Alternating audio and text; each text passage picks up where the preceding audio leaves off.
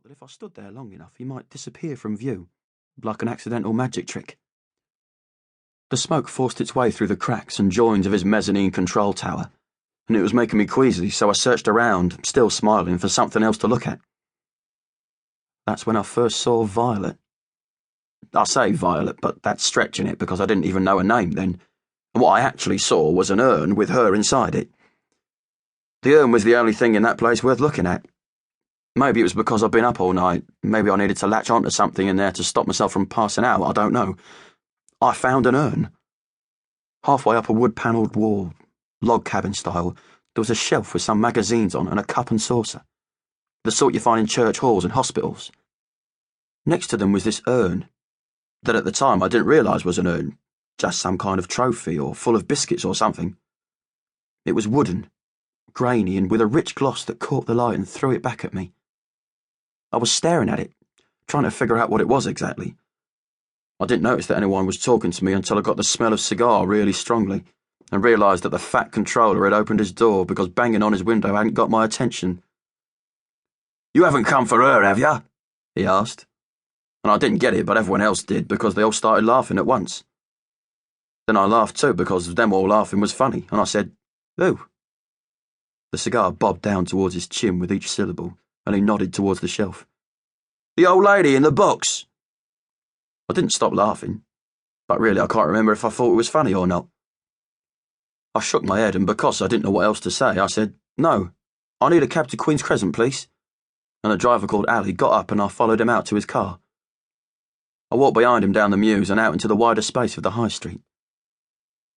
I asked Ali what he knew about the dead woman on the shelf. He said she'd been around since before he started working there, which was 18 months ago. Somebody had left her in a cab and never collected her, and if I wanted to know the whole story, I should speak to the boss, whose name I instantly forgot because he was always Tony Soprano to me.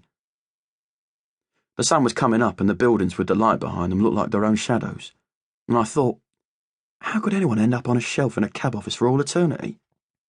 I'd heard of purgatory, the place you get to wait in when heaven and hell aren't sure they want you, but I'd never thought it meant being stuck in a box in Apollo cars forever.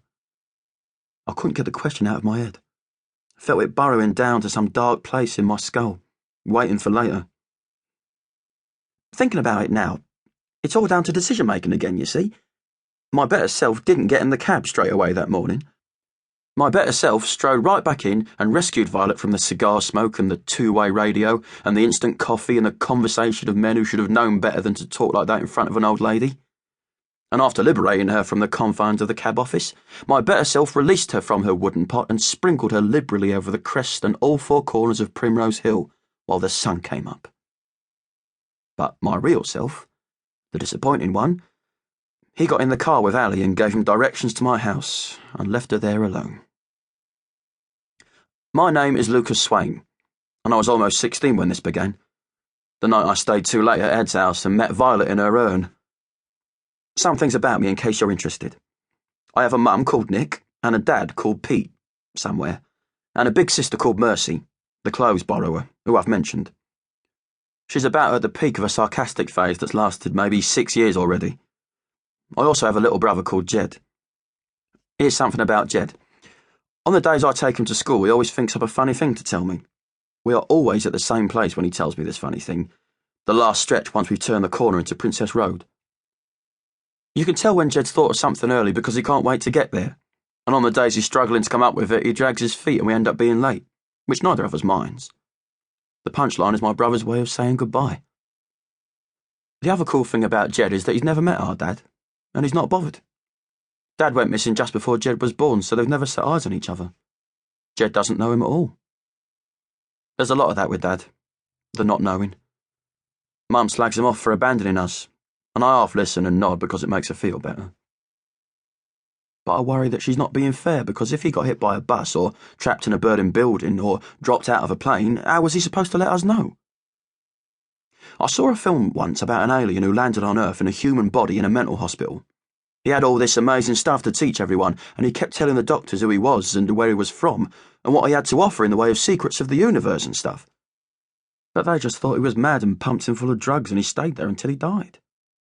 Maybe something like that happened to my dad. He wants more than anything to call us, and it's been 5 years, and wherever he's locked up...